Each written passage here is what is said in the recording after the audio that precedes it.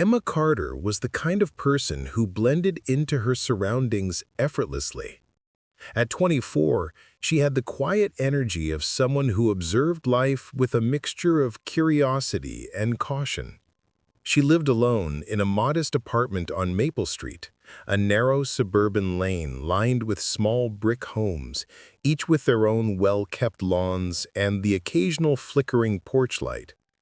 The neighborhood was known for its tranquility, a place where everyone knew each other's faces but rarely pried too deeply into one another's lives. Emma liked it that way. She enjoyed her independence, the simple routines of work and study, the evenings she spent with a book or a cup of tea on her tiny balcony. Her apartment was small but orderly, a reflection of her mind, neat, precise, and full of small personal touches. Plants that thrived despite her inconsistent care, framed photos of her travels, and a desk littered with notebooks, pens, and a laptop always ready to capture her thoughts. The night she disappeared, everything seemed ordinary. She had returned from the grocery store around 9 in the evening, carrying a few bags filled with ingredients for a quick meal. Her roommate, Mia, was out at a late-night study session, and the apartment was quiet save for the hum of the refrigerator and the occasional creak of the old wooden floors. Emma unpacked her groceries methodically, humming softly to herself, and then settled down on the couch with a mug of tea. She had plans to watch a documentary and write a short entry in her journal before bed. As the clock approached midnight, she checked her phone, scrolling through messages from friends and classmates, the screen illuminating her thoughtful expression. Nothing seemed unusual, nothing alarming, and yet the subtle undercurrent of the night carried with it an unease that neither she nor anyone else would recognize at the time. The streets outside were deserted, the occasional car passing by slow and distant, leaving a faint trail of headlights on the pavement. Maple Street at night was a quiet place, and that silence had always been comforting. On this particular night, however, it was the kind of silence that could feel heavy, as if it were pressing against the walls of her apartment, observing without acknowledgement. Emma decided to call it a night around 2:30 a.m., her eyelids growing heavy after hours of light reading and journaling. She locked the door behind her as she left the living room for the bedroom, her movements casual, almost routine, unaware that this night would break the pattern of her carefully ordered life. It was a night like any other, until the subtle details began to shift, unnoticed at first, until it was far too late. Around 3 a.m., an unremarkable hour in a neighborhood accustomed to tranquility, Emma disappeared. The details are unclear, even now. Was it that she simply stepped into the hallway for a moment? Did she reach for something in the kitchen? Or was there someone else already in the apartment waiting for her? What is certain is that she never returned to the bedroom. Her journal remained open, the last sentence incomplete. The tea she had poured sat cooling on the coffee table, undisturbed, and when Mia returned from her study session later that morning, the apartment appeared as she had left it, neat, quiet, and ordinary. But Emma was gone. The first sign that something was wrong came in the form of unanswered phone calls. Mia tried to reach her roommate, sending texts, calling repeatedly, and receiving nothing in response. The minutes stretched into an hour, and anxiety began to coil in her chest. She went to check the bedroom, expecting to find Emma asleep, perhaps late, perhaps merely lost in thought. The room was empty. The bed was unmade as it had been the night before, and nothing appeared to have been disturbed. Panic rose sharply, a sudden jolt of fear that refused to be silenced. Mia called the local police immediately, her voice trembling as she reported her roommate missing. Detective Harris arrived within an hour. He had seen many cases in his career, but there was something in the way Mia described the situation that made him uneasy.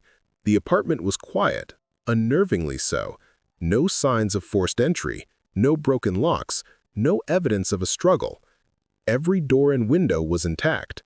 It was as if Emma had simply vanished into thin air. Yet the unease was palpable, the sense that something unseen had crossed the threshold.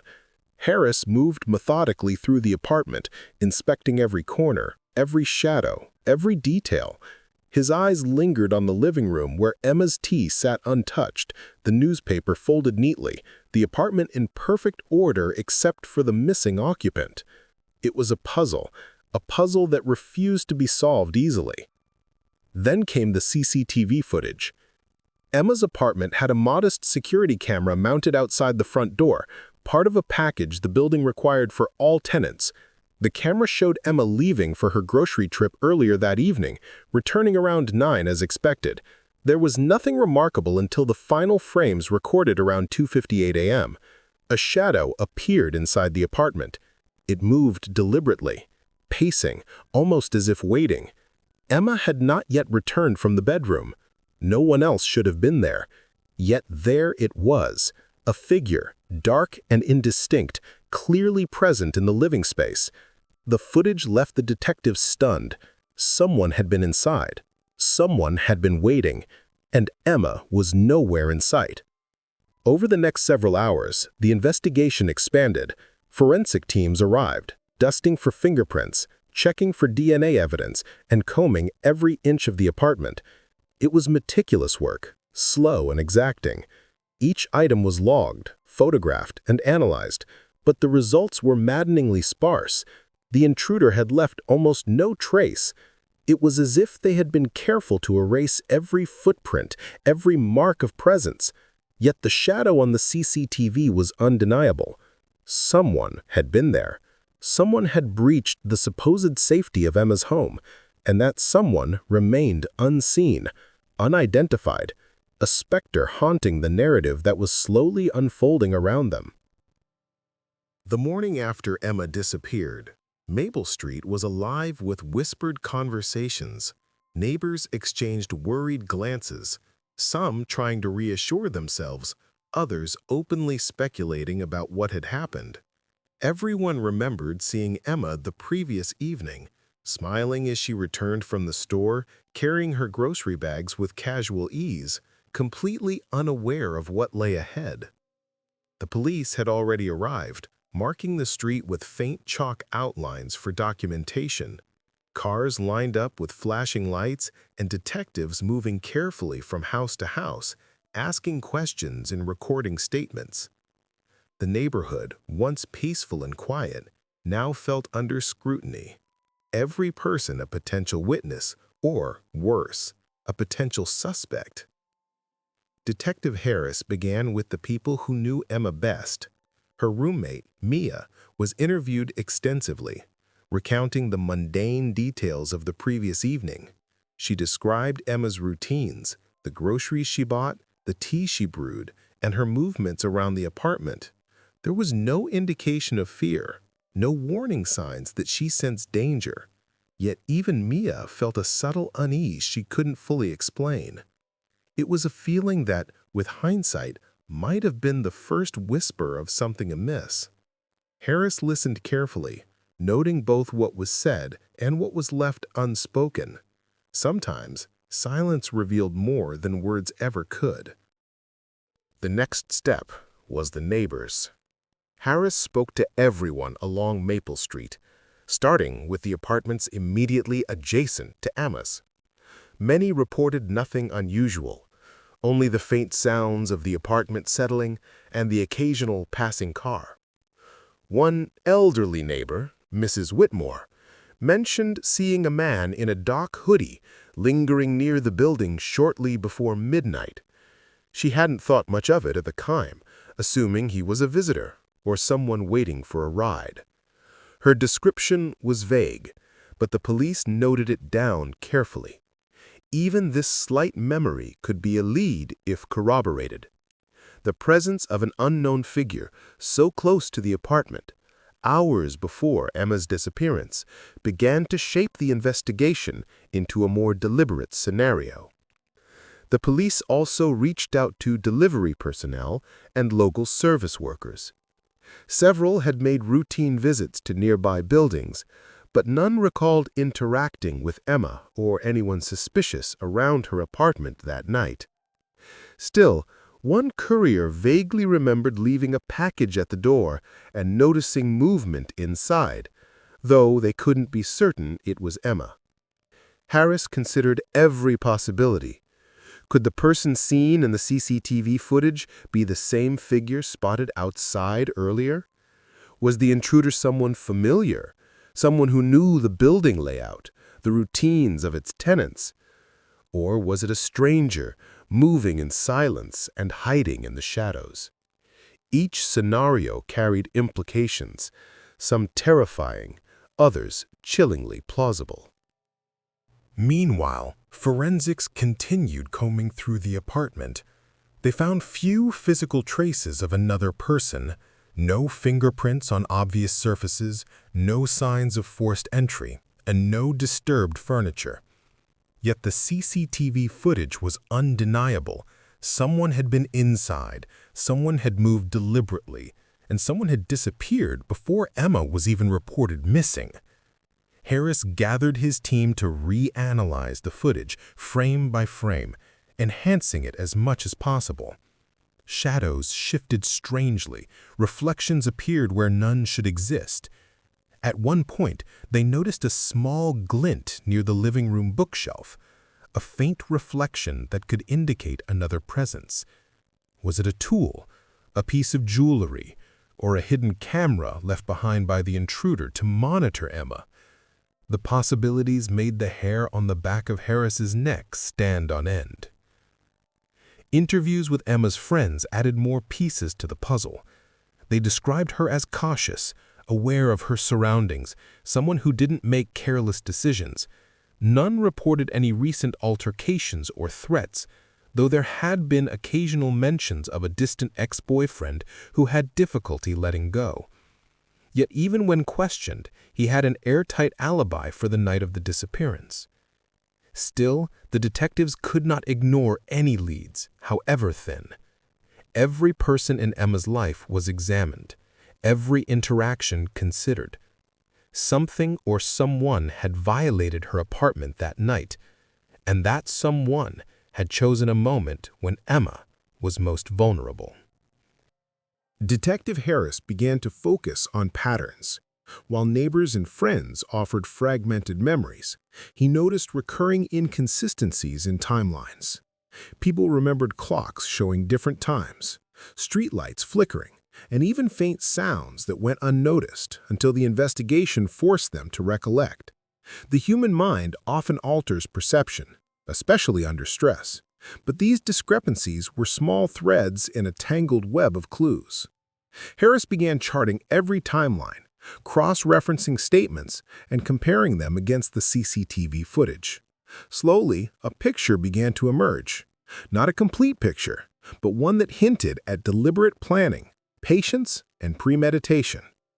The next breakthrough came unexpectedly. A maintenance worker, inspecting the building for routine repairs, mentioned that he had noticed the lock on Emma's apartment door was slightly loose a few days prior. He had tightened it without giving it much thought. The details seemed minor at first, but Harris realized that the intruder could have been watching the building, waiting for an opportunity to exploit that minor flaw. Someone had observed routines, learned schedules, and chosen the perfect night to make their move. This was not random. This was calculated. The thought that Emma had been trapped in her own apartment, perhaps even aware of someone lurking but powerless to escape, made Harris grimace. Every moment that night was now steeped in dread, each second a silent threat that had been missed by all who might have intervened. The investigation moved outward. Harris coordinated with local businesses, reviewed security footage from nearby streets, and interviewed passers-by who had been on Maple Street during the hours surrounding Emma's disappearance. Few remembered anything significant, but small details began to surface. A car parked too long on the corner, a shadow moving behind curtains, a muffled noise in the distance.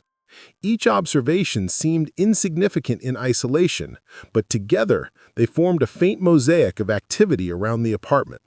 Harris began compiling a map of potential paths, noting entry points, blind spots, and likely escape routes. The goal was to anticipate the intruder's behavior, to reconstruct a night that seemed impossible to understand fully. At the same time, media attention began to grow. Local news reported on Emma's disappearance, describing her as a quiet, responsible young woman suddenly gone without explanation. Social media posts spread quickly, neighbors sharing theories and warnings.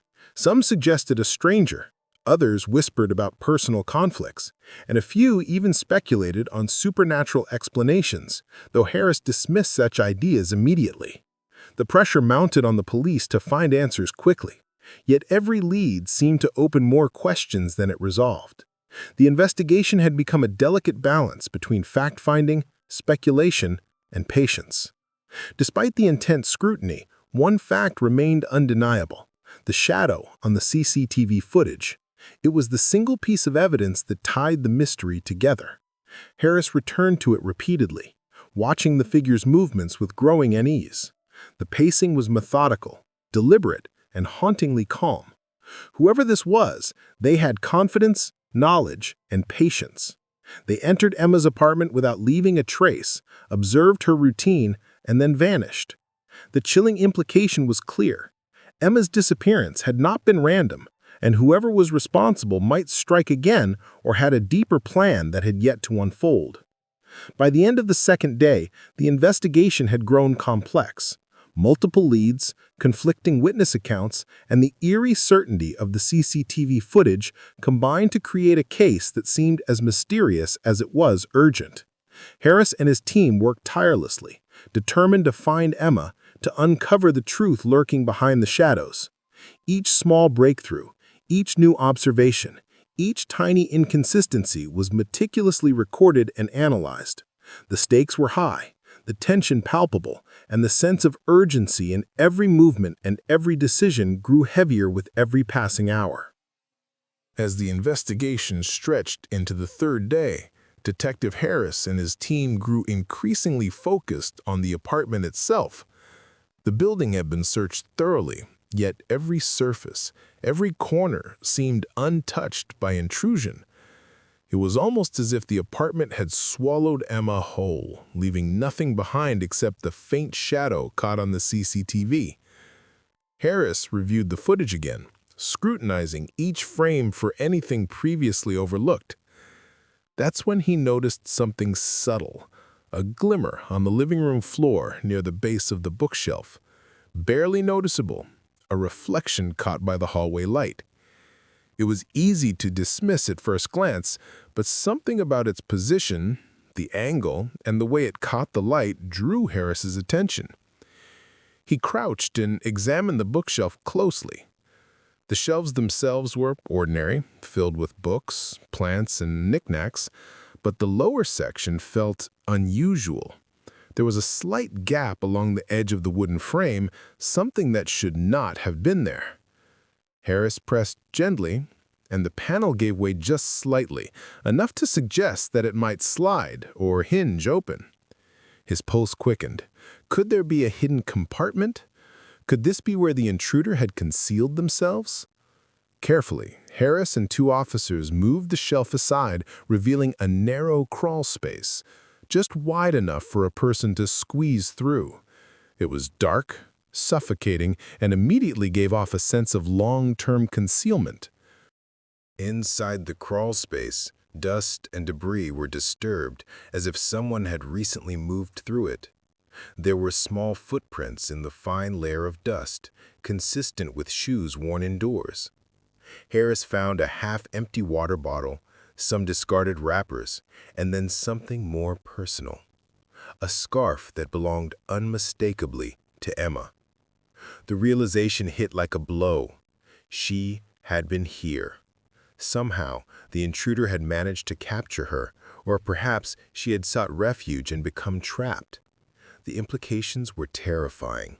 Someone had been living in her apartment, watching her every move, waiting for the perfect moment to act.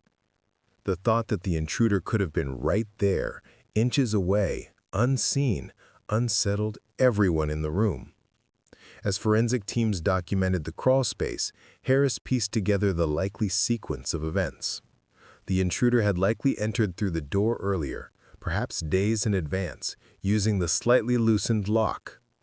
Once inside, they had hidden in the crawl space, observing Emma's habits and routines without detection. The shadow on the CCTV was a brief glimpse, a fleeting acknowledgement of a presence that had gone unnoticed until now.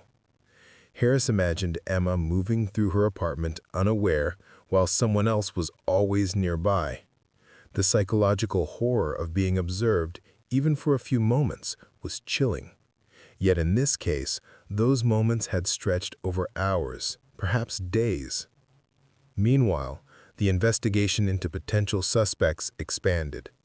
The dark-hooded man spotted near the building remained unidentified. Local registries and security footage from nearby streets offered no solid leads. Every lead seemed to hit a dead end. But the physical evidence in the crawl space told a story that could not be ignored. The intruder had intimate knowledge of the apartment, precise timing, and patience beyond ordinary expectation. Harris realized that whoever had orchestrated this had carefully studied Emma, mapping her movements and planning their intrusion with meticulous care. The thought of premeditation so methodical sent a shiver down his spine. Harris considered the psychological profile of the intruder. They were likely organized, intelligent, and accustomed to observation. Perhaps they were familiar with law enforcement procedures, able to avoid detection in a small, well-monitored building. The level of patience required suggested someone who could remain hidden for long periods, watching without acting until the perfect moment. Harris imagined Emma's fear if she had known even a fraction of this. Every routine, every habit, every small action in her apartment had been scrutinized by another person, someone capable of terrifying restraint. The detectives also examined Emma's personal effects. Her journal, once left open on the coffee table, provided insight into her state of mind in the days leading up to her disappearance. There were no overt warnings of danger, no notes indicating she sensed a threat. Yet some passages hinted at a sense of being watched, of unease in her daily interactions. Perhaps she had dismissed it as imagination, the nagging sensation many people experience when alone in a familiar place. But with hindsight, these entries took on a more sinister tone. They were subtle foreshadowing, hints that something had been wrong for longer than anyone realized. Outside the apartment, the neighborhood continued to buzz with speculation. Residents reported hearing strange noises, some admitting to catching glimpses of figures moving at night, though they were unsure if their minds were playing tricks. The presence of a hidden intruder created an atmosphere of paranoia. Everyone wondered if they were safe in their own homes. Harris understood the importance of both pursuing the evidence and managing the psychological impact on the community.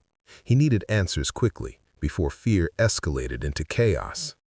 As the hours passed, the forensic team uncovered additional items in the crawl space: a small flashlight, a pair of gloves, and a notebook with scribbles in a hurried hand. The notebook contained details that suggested careful observation: schedules, routines, and even sketches of the apartment layout. It was as though the intruder had been cataloging Emma's life in meticulous detail. Harris recognized the handwriting style as methodical and deliberate, the kind of documentation one would maintain to plan and act carefully. Every item recovered reinforced the chilling notion that Emma's disappearance was no accident. This had been orchestrated by someone deeply calculating, someone who had studied her for weeks, if not months. Harris also pondered the timing. Why had the intruder chosen 3 a.m.? Perhaps it was the hour of least attention, when neighbors were asleep and the building silent.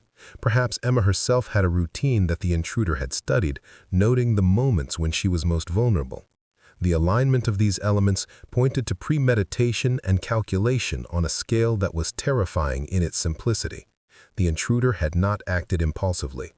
Every movement had been measured, every decision deliberate.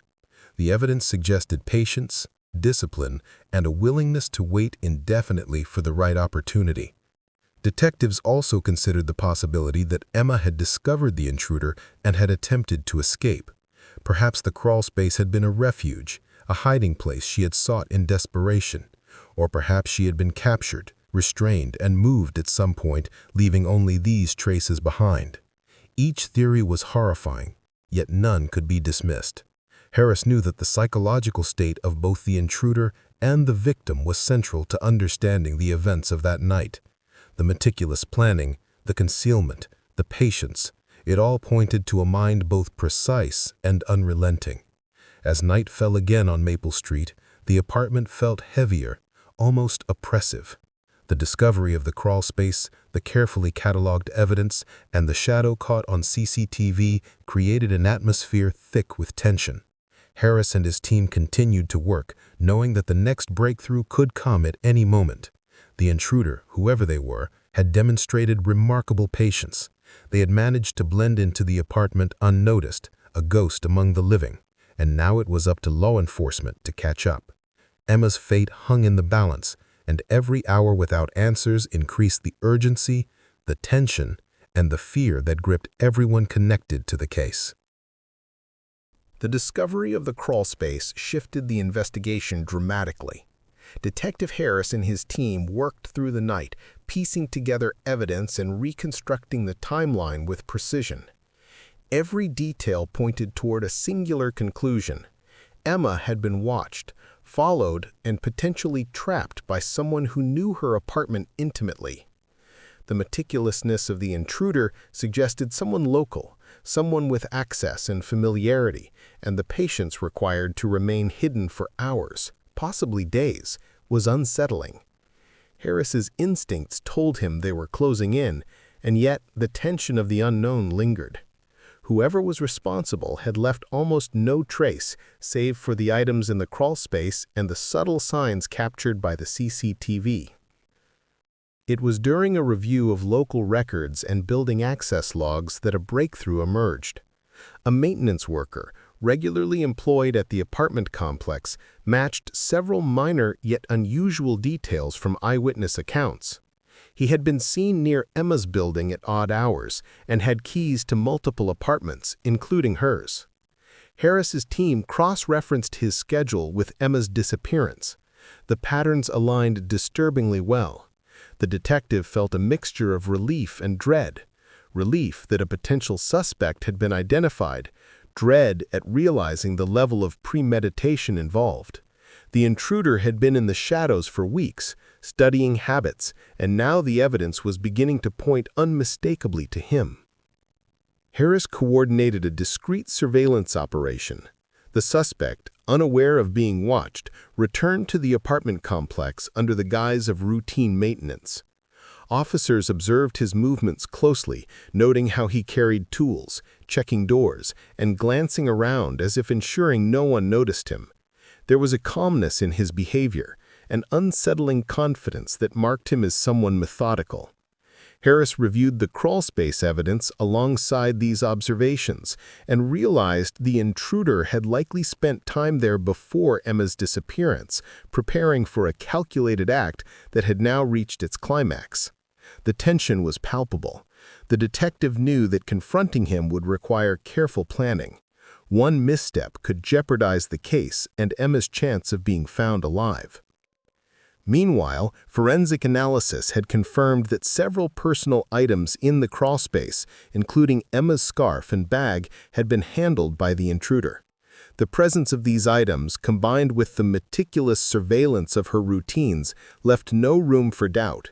Harris and his team prepared a tactical entry, planning to apprehend the intruder in a controlled and safe manner.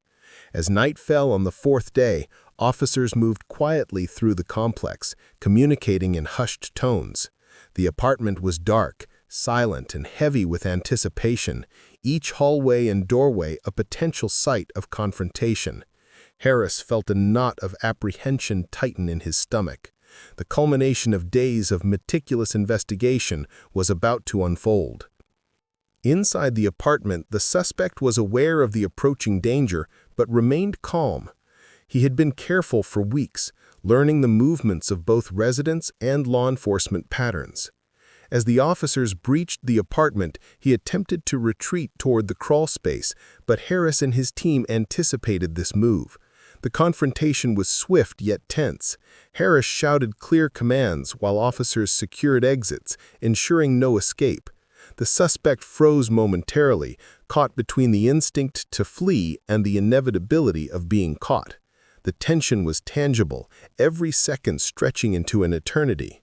Finally, he was apprehended, his calculated demeanor replaced by a fleeting expression of shock and disbelief. The mystery that had haunted Maple Street for days had a face. After the arrest, Emma was found alive but shaken. Hidden in a small section of the crawl space she had managed to reach in a moment of desperation. She was disoriented, weak from stress and lack of sleep, but physically unharmed. Her relief at being rescued was immense, yet it was mixed with the trauma of realizing how closely she had been watched. Harris gently guided her out of the apartment, providing reassurance while officers secured the scene. Emma's eyes, wide and haunted, reflected both relief and lingering fear. The psychological impact of being observed so intimately, of having her life violated in the privacy of her own home, would not fade quickly. Yet, she was safe, and the intruder was no longer a threat. As authorities interrogated the suspect, his methods and motives began to emerge. He had selected the apartment based on its perceived vulnerability, exploiting minor weaknesses such as the slightly loosened door lock. He had studied Emma's habits, routines, and movements meticulously, documenting every detail in a notebook found in the crawl space. His patience had been remarkable, the degree of planning chilling. Harris listened to the confession, noting the meticulous approach, the absence of remorse, and the calculated manipulation. The community had been right to fear a phantom in the shadows, but the reality was even more unsettling. Someone capable of orchestrating such events could exist quietly, unnoticed in the very spaces meant to provide safety. The aftermath for Emma and her community was profound. Maple Street, once a tranquil neighborhood, now carried the weight of this ordeal. Residents installed additional security measures, strengthened locks, and remained vigilant, yet the psychological impact lingered. Emma returned to her daily life gradually, reclaiming her routines and personal spaces, but the sense of vulnerability persisted. She became a quiet advocate for personal safety, sharing her story carefully with those willing to listen, emphasizing awareness, precaution, and vigilance without succumbing to fear. The experience, though harrowing, had imparted lessons that she and the community would carry indefinitely. Detective Harris reflected on the case with a mixture of satisfaction and lingering unease. The successful resolution, the safe recovery of Emma, and the apprehension of the intruder were victories of patience, observation, and meticulous investigation.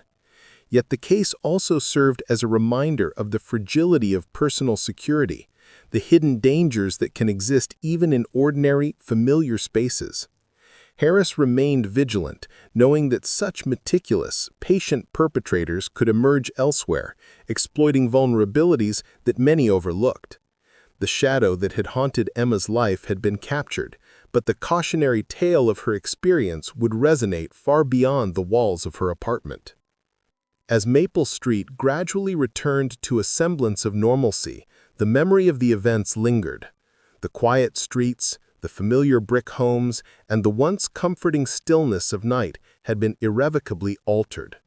Emma, her family, and her neighbors carried the weight of the ordeal, a reminder of the unseen dangers that can exist within the most familiar spaces. Yet through courage, careful investigation, and unwavering resolve, the darkness that had briefly claimed the night had been illuminated. Emma's life, though scarred by the experience, continued. The shadows, once threatening, had been confronted and overcome, leaving a community wiser, more vigilant, and profoundly changed by the events of that fateful night at 3 a.m.